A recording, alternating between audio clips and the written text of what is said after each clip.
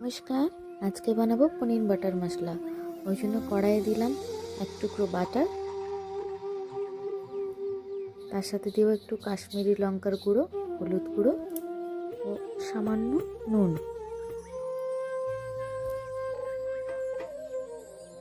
তাতে পনিরের টুকরোগুলো দিয়ে ভালো করে ভেজে তুলে রেখে দেবো।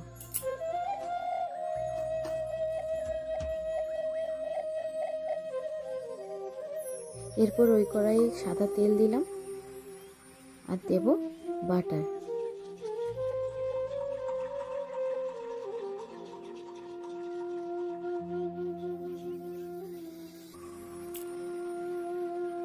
এবার ফোড়নে দেব গোটা সাদা জিরে ও কটা শুকনো লঙ্কা।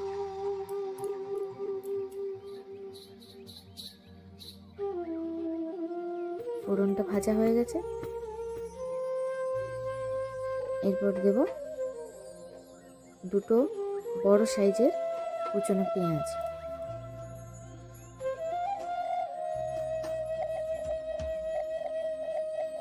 পেঁয়াজটা ততক্ষণে ভাজা হোক, আমি একটা মশলা বেটে নিই।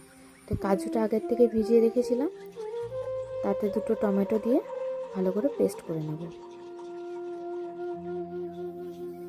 পেঁয়াজটা ভাজা হয়ে গেছে, এবার আদা রসুন বাটা দিয়ে দিলাম। সবগুলো ভালো করে একসাথে ভেজে নেব। এরপর কিছু বেসিক মশলা সেগুলো দিয়ে দেবো।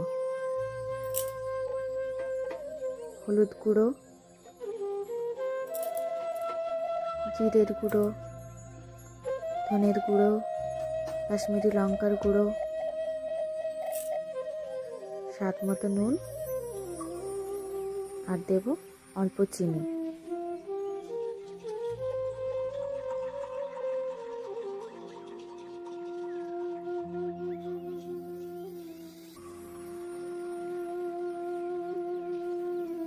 সবগুলো ভালো করে মিশিয়ে নেব।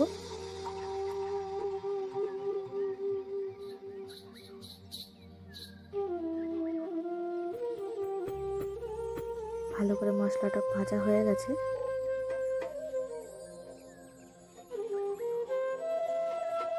এবার বেটে রাখা পেস্টটা দিয়ে দেব।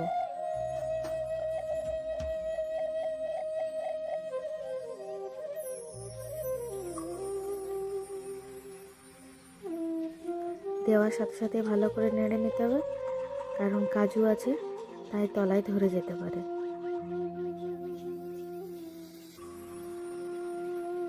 এটাও ভালো করে মিশিয়ে নেব মশলার সাথে।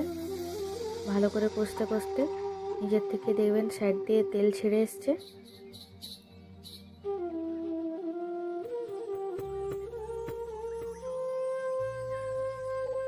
এরপর মিক্সির জার ধোয়া জল একটু দিয়ে দেব, আর সামান্য একটু জল দেব। আপনারা যতটা গ্রেভি রাখতে চান ততটাই পরিমাণে জল দেবেন। তারপর পনিরের টুকরোগুলো দিয়ে 10 মিনিটের মতো ঢাকা দিয়ে রেখে দেব।